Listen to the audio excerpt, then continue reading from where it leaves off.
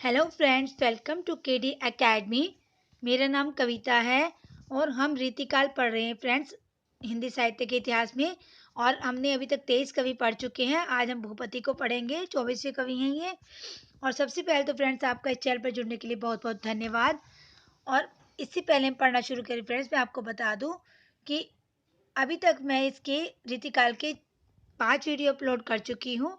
6 video, sorry friends, 6 video upload हो चुके हैं। अभी 7वां वीडियो है। और 23 वीडियो जो है भक्ति काल के अपलोड हो चुके हैं। 9 वीडियो आदिकाल के। अगर आपने वो नहीं देखे हैं वो तो जाके जरूर देखिए फ्रेंड्स, उससे आपको बहुत फायदा होने वाला है।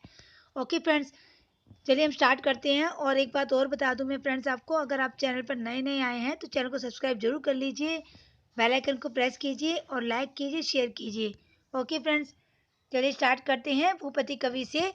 ये अमेठी के राजा थे। इन्होंने संवत 1791 में सिंगार के दोहों की एक सत्सई बनाई। उदयनाथ कविंद्र इनके यहाँ बहुत दिनों तक रहे।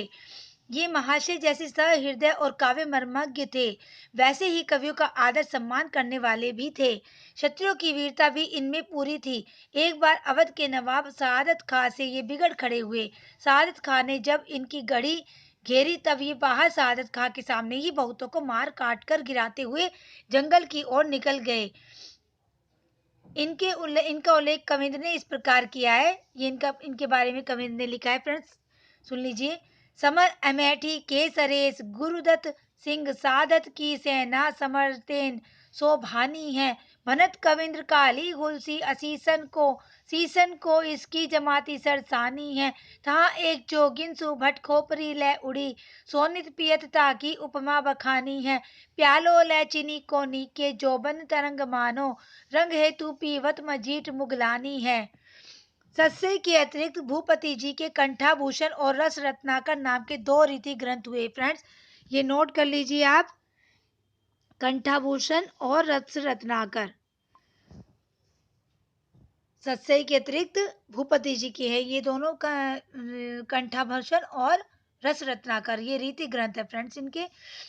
शायद अमेठी में हो। सत्सई के दोहे दिए जाते हैं। घूंघट पटकी आड़ दे, हंसती जबे वह धार, शशि मंडल ते कड़ती, छनी जनु पीयूष की धार, भय रसाल रसाल है, भरे पुहुप मकरंद, मान सान तो रत तुरत, भ्रमत भ्रमर मद मंद। फ्रेंड्स, 25वें कवि है तोष निधि। ये एक प्रसिद्ध कवि हुए हैं। ये श्रृंग वीरपुर सिंह रौर जिला इलाहाबाद के रहने वाले चतुर्भुज शुक्ल के पुत्र थे। इन्होंने संवत 1791 में सुधा निधि नामक एक अच्छा बड़ा ग्रंथ रस भेद और भाव भेद को बनाया। फ्रेंड्स, ये भी नोट कर लीजिए, रस भेद और भाव भेद। ओके फ्रेंड्स, ये तोष निधि के हैं, रस भेद और भाव भेद। खोज में इनकी 2 पुस्तकें भी मिली हैं, विनय शतक और नखशिख। इनको भी नोट कर लेना फ्रेंड्स। तोष जी ने काव्यांगों के बहुत अच्छे लक्षण और सरस दिए हैं।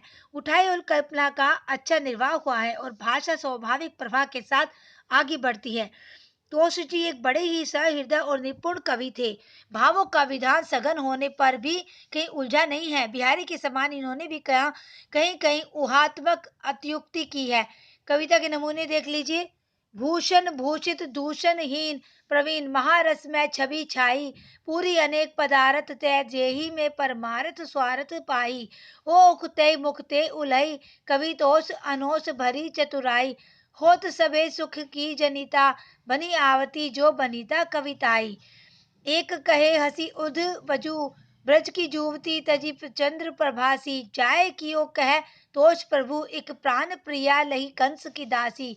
जो होते कान्हा प्रवीण महासो हहा, मथुरा में कहा मति नासी, जीव नहीं उबियात जबे ढिंग पौड़ती है, कुबीजा कछुआसी। श्री हरि की छवि देखिए को अखियां प्रति रोमही में करी दे तो, बैनन को सुनी बैहित सोन, जिते तित सो करती करी है तो, मोढ़िंग झाड़ी न काम कहू, रहे तोष कहे लिखी तो विधि ये तो करतार इति करनी करी कै, कली में कल कीर्ति दे तो तन में रवि को प्रतिबिंब परे, किरने सो घनी सरसाती, भीतर हूँ रही जात नहीं। भीतर हूँ रही जात नहीं, अखियाँ चकचौंधी है जाती है राती, बैठी रहो भली कोठरी में, कह तोष कर तू बिनती बहुभांति।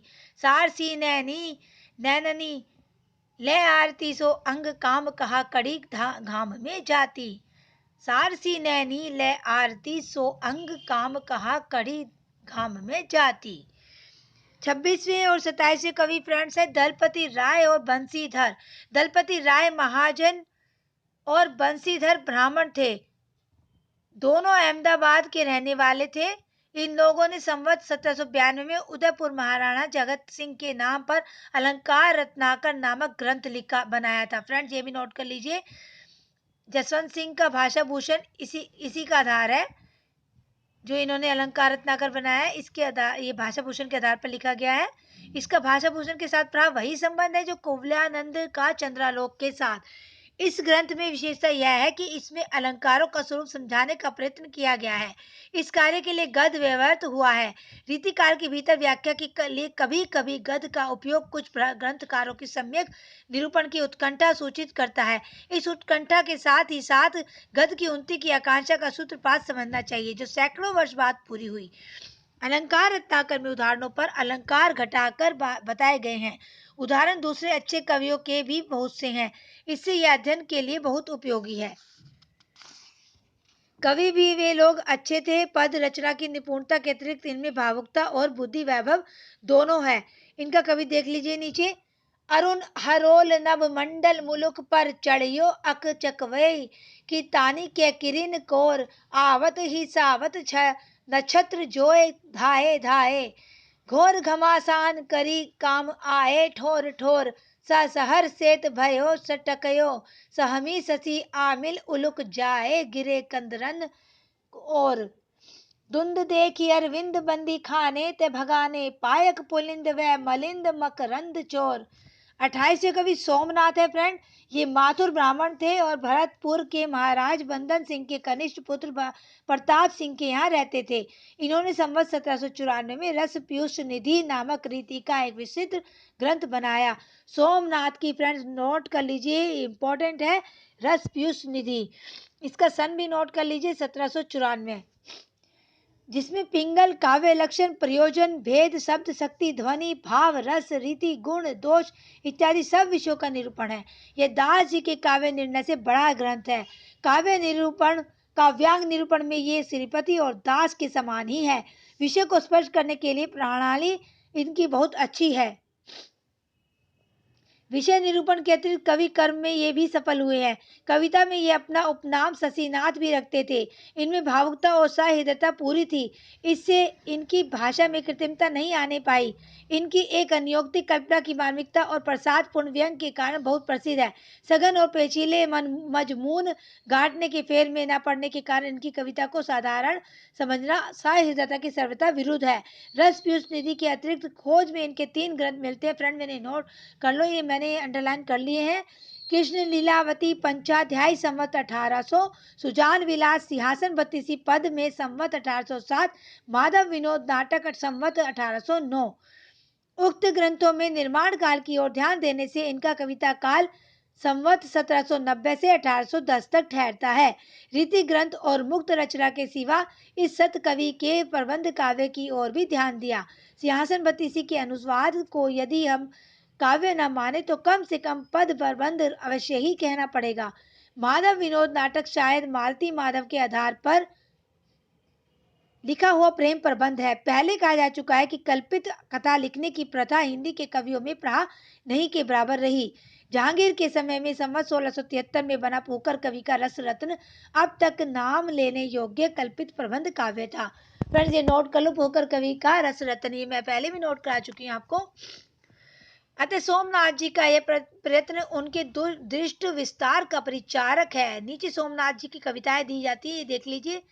दिसी विदिशन ते उमड़ी मणि दीनो नभ, छाड़ी दीने धुरवा जबासे जुथ जरीगे, डह डहे भये द्रुम रचक हवा के गुण, कहू कहू मोर वा पुकारी मोद भरी गे, रही गए चातक जहाँ के तहाँ देखते ही, सोमनाथ कहे बूंदा बूंदी हूं न करेगे।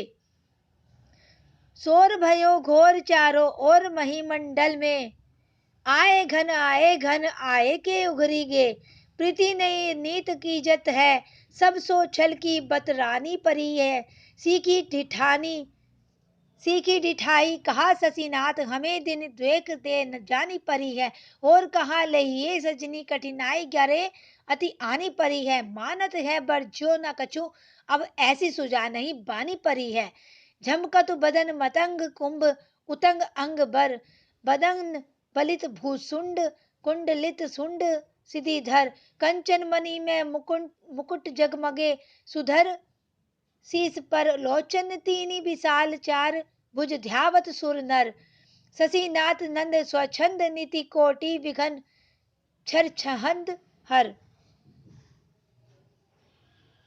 विघन छर छंद हर, जय बुद्धि विलंब आमंद दुति इंदु भाल आनंद कर। 29 कवि फ्रेंड्स रसलीन है, इनका नाम सैयद गुलाम नबी था। ये प्रसिद्ध बिलग्राम के रहने वाले थे, जहाँ अच्छे अच्छे विद्वान मुसलमान होते आए हैं। अपने नाम के आगे बिल ग्रामी लगाना एक बड़े सम्मान की बात यहाँ के लोग समझते थे। गुलाम नबी ने अपने पिता का नाम बाकर लिखा है। इन्होंने अपनी प्रसिद्ध पुस्तक अंग दर्पण संवत 1794 में लिखी, जिसमें अंगों का उपमा उत्प्रेक्षा से युक्त चमत्कार पूर्ण वर्णन है। सूक्तियों के चमत्कार के लिए यह ग्रंथ काव्य रसिकों में बराबर विख्यात चला आया है। यह प्रसिद्ध दोहा जिसे जनसाधारण बिहारी का समझा करते थे, अंग दर्पण का है। फ्रेंड्स ये नोट कर लो, ये बहुत इंपॉर्टेंट है। ये बिहारी का समझते हैं इसको, लेकिन ये किसका है फ्रेंड्स? रसलीन का है। अमिय हलाहल मद भरे सेत श्याम रतनार, जियत मरत झुकी झुकी परत जेहि चितवत एक बार। अंग दर्पण के अतिरिक्त रसलीन जी ने संवत 1798 में रस प्रबोध नामक रस निरूपण का ग्रंथ दोहों में बनाया। इसमें 1955 दोहे हैं और रस भाव नायिका भेद छठ ऋतु 12 मासा आदि अनेक प्रसंग आए हैं। रस विषय का अनेक ढंग का यह छोटा सा अच्छा ग्रंथ है। रसलीन ने स्वयं कहा है कि छोटे से ग्रंथ को पढ़ लेने पर रस का विषय जानने के लिए और ग्रंथ पढ़ने की आवश्यकता न रहेगी। पर यह ग्रंथ अंग दर्पण के जैसा प्रसिद्ध न हुआ। रसलीन ने अपने को दोहों की रचना तक ही रखा, जिनमें पदावली की गति द्वारा नाद सौंदर्य का अवकाश बहुत ही कम रहता है। चमत्कार और उक्ति वैचित्र्य की ओर इन्होंने अधिक ध्यान रखा। इनके दोहे देख लीजिए फ्रेंड। धरती न चौकी नग जरी, याते उर्मे लाए, छा परे पर पुरुष की, जनी तिय धर्म नसाए, चख चली श्रवण मिलियो चहत, कच बढ़ी ध्रुवन छवानी, कटी निज दरब छयो, कटी निज दरब छरियो धरियो चाहत, वक्ष स्थल में आनी, कुमति छंद प्रति धोस बड़ी मास मास कड़ी आए, तुक मुख मधुराई लखे फीको परी घटी जाए, रमनी मन पावत नहीं लाज प्रीति को अंत, दुहो और ऐचो रहे जिमी बिबी तिय को गंत, तिय से सब जो बन मिले भेद न जानियो जात, प्रात समय निशित होश के दुवो भाव दर सात। तीसरे कवि फ्रेंड्स रघुनाथ हैं। ये बंदी जन के प्रसिद्ध कवि हुए हैं, जो काशी राज महाराजा बरिबंड सिंह की सभा को सुशोभित करते थे। काशी नरेश ने इन्हें 14 ग्राम दिया था। इनके पुत्र गोकुलनाथ, पौत्र गोपीनाथ और गोकुलनाथ के शिष्य मणिदेव ने महाभारत का भाषा अनुवाद किया, जो काशी राज के पुस्तकालय में है। ठाकुर शिव सिंह के इनके 4 ग्रंथों के नाम लिखे हैं। काव्य कलाधर, रसिक मोहन। फ्रेंड ये नोट कर लो, मैं अंडरलाइन कर चुकी हूँ उनको। काव्य कलाधर, रसिक मोहन, जगत मोहन और इश्क महोत्सव। बिहारी सस्ते की एक टीका का भी उन्होंने उल्लेख किया है। इनका कविता काल संवत 1790 से 1890 तक का समझना चाहिए। रसिक मोहन संवत 1796 अलंकार का ग्रंथ है। इसमें उदाहरण केवल श्रृंगार के ही नहीं है, वीर आदि अन्य रसों के भी बहुत है। एक अच्छी विशेषता यह है कि इसमें अलंकारों के उदाहरण में जो पद आए हैं उनके प्रात सब चरण प्रस्तुत अलंकार के सुंदर और स्पष्ट उदाहरण होते हैं। इस प्रकार इनके कवित्व या सविये का सारा अलंकार सॉरी फ्रेंड्स इनका ये देख लीजिए आप उपमा, इनके बारे में बताया गया है। ये रघुनाथ के बारे में फ्रेंड्स, मैं रघुनाथ कवि बता रही थी आपको, इन्हीं के बारे में हम पढ़ रहे थे। इनके मैंने आपको अभी तक ये बताए थे, अंडरलाइन करके, काव्य कलाधर। और ये और इसमें बताया गया है कि रसिक मोहन संवत 1796 अलंकार का ग्रंथ है। इसमें उदाहरण केवल श्रृंगार के ही नहीं, वीर आदि अन्य रसों के भी बहुत है। एक अच्छी विशेषता तो यह है कि इसमें अलंकारों के उदाहरण जो पद आए हैं उनके पास सब चरण प्रस्तुत अलंकार के सुंदर और स्पष्ट उदाहरण होते हैं। इस प्रकार इनके कवित्व या सविये का सारा कलेवर अलंकार को उदाहरित करने में प्रयुक्त हो जाता है। भूषण आदि बहुत से कवियों ने अलंकारों के उदाहरण में जो पद रखे हैं उनका अंतिम या तो कोई चरण यही वास्तव में उदाहरण होता है। उपमा के उदाहरण में इनका यह प्रसिद्ध कविता लीजिए।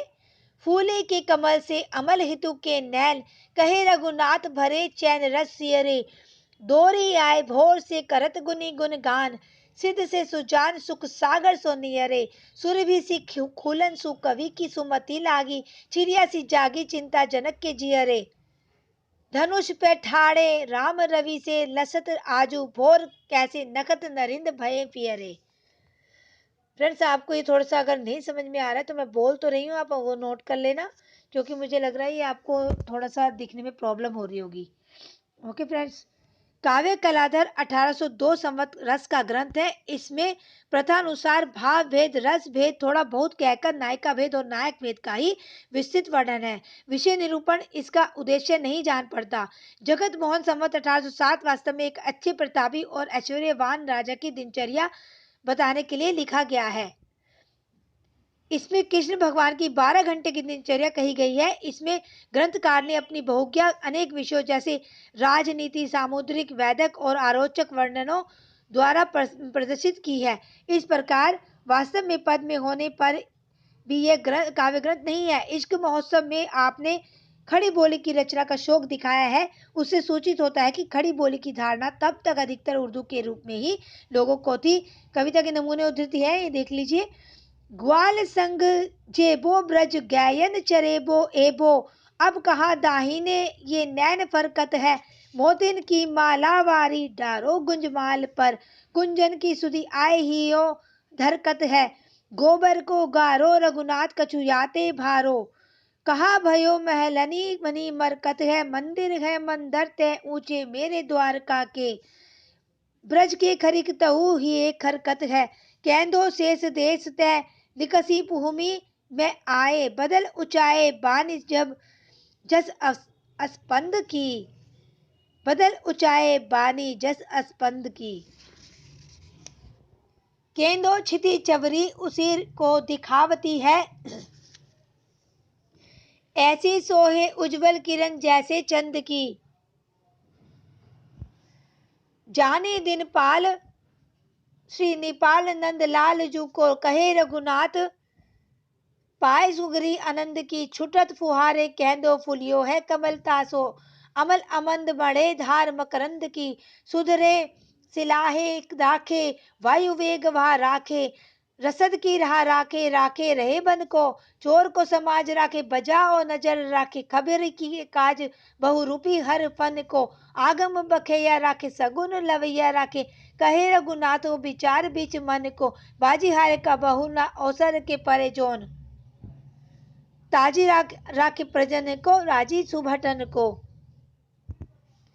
आप दरियाव पास नदियों के जाना नहीं, दरियाव पास नदी होएगी सो धावेगी, दरखत बेली आसरे को कदी राखता ना, दरखत ही के आसरे को बेली पावेगी, मेरे तो लायक जो था कहना सो कहा मैंने, रघुनाथ मेरी मति ध्याय ही की गावेगी, वह मोहताज आपकी है आप उसके ना, आप क्यों चलोगे, वह आप आस आएगी, सॉरी फ्रेंड्स, वह आप पास आएगी।